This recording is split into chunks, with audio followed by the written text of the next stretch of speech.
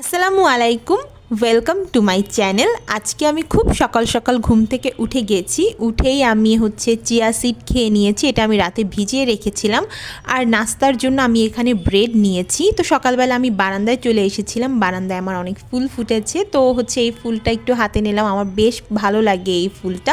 তো আজকে সকালবেলা কিন্তু এখনও রোদ ওঠেনি, তো এই জন্য আমি সোয়েটার পরে নিলাম, বেশ ঠান্ডাও লাগছিল। তো এখানে আমি নাস্তা করে নিলাম, ডিম, একটু হরলিক্স। সকালবেলা আমার হাজব্যান্ড হরলিক্স খায়, তো আমি খাই না, শুধু আমার হাজব্যান্ডই খায়। এরপরে 9:30টার দিকে রোদ উঠেছে। তো রোদ ওঠার পরে আমি আবার একটু বারান্দায় চলে আসলাম। আমি সকালবেলা খুব তাড়াতাড়ি নাস্তাটা সেরে ফেলার চেষ্টা করি। এরপর 10টা-11টার দিকে আমি একটা ফল খাই। আর এখানে আমি কমলার খোসাগুলোকে একটু রোদে শুকিয়েছি, এটাকে আমি গুঁড়ো করে নেব। তো এরপরে আমি দুপুরের রান্নায় চলে আসলাম। দুপুরের রান্নায় এখানে আমি গরুর মাংস রান্না করব। সেজন্য আমি গরুর মাংস একটা পাতিলের মধ্যে ম্যারিনেট করে নিচ্ছি, সব মশলা দিয়ে ম্যারিনেট করে আমি কিছুক্ষণ রেখে দেব। এরপরে আমি এটাকে চুলায় বসিয়ে দেব। আমি সবসময় এভাবেই গরুর মাংস রান্না করি। এটা আমি আমার আম্মুর কাছ থেকে শিখেছি। এভাবে গরুর মাংস রান্না করলে রান্নার টেস্টটা নাকি অনেক ভালো আসে। তো তাই আমি এভাবেই ট্রাই করলাম গরুর মাংস। এর আগে আমি যখনই গরুর মাংস রান্না করতাম তখন মশলা কষিয়ে এরপরে রান্না করতাম, তো তখন অতটা টেস্ট ভালো আসতো না। আমি দেখলাম যে এভাবে রান্না করলে টেস্টটা অনেক ভালো আসে। তো আমাদের এই এলাকায় গ্যাসের খুবই সমস্যা। লাকিলি আজকে দুপুরে গ্যাস ছিল, তাই দুপুরে রান্নাটা সেরে ফেললাম। এটা শুধু দুপুরেই খাবো গরুর মাংসটা। আর এর সাথে আমি একটা ডাল ভুনা করে নিয়েছি। গরুর মাংসের সাথে ডালের কম্বিনেশন কিন্তু দারুণ। তো এই যে এরপরে আমি শাওয়ার নিতে যাব। তো এখানে রান্না কমপ্লিট, উপরে একটু জিরা গুঁড়া দিয়ে দেব। তো এটা রাতের রান্না বান্না। আমার হাজব্যান্ড লাল শাক নিয়ে চলে এসেছে, কারণ আমি অনেক দিন থেকেই বলছিলাম যে আমার লাল শাক খেতে ইচ্ছে করছে, কিন্তু পাচ্ছিল না। তো অবশেষে পেয়ে গেল। আর এই শাকটা আমাদের বাসার নিচে ভ্যানে করে বিক্রি করে। এর আগেও অনেকবার আমরা এই লাল শাক খেয়েছি।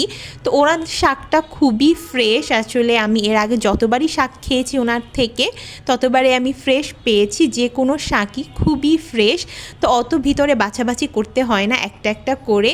তো আমি কেটে নিলাম। কেটে এগুলোকে ভালো করে ধুয়ে নেব, কারণ এগুলোর মধ্যে অনেক বালু থাকে, অনেক ময়লা থাকে।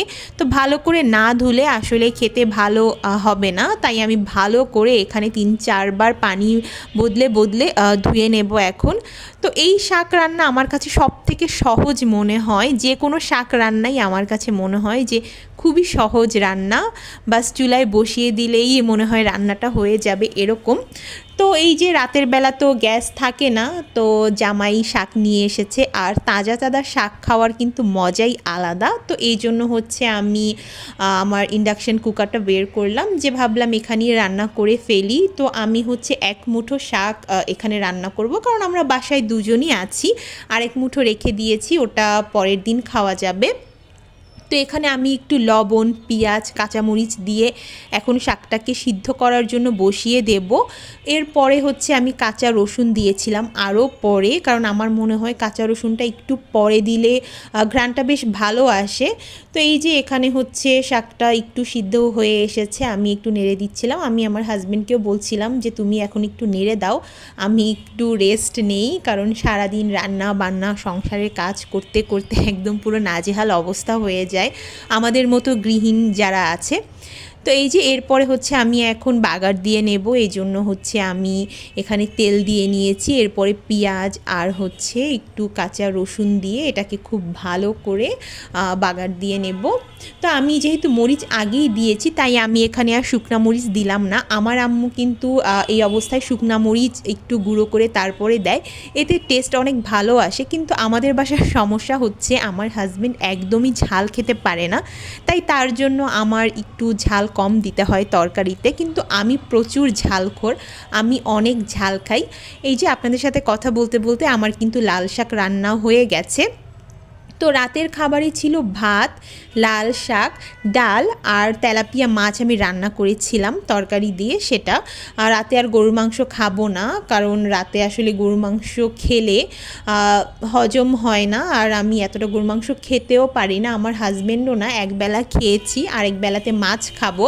আমরা এভাবেই অল্টারনেট করে খাই। এই যে আমরা খেতে বসে পড়লাম।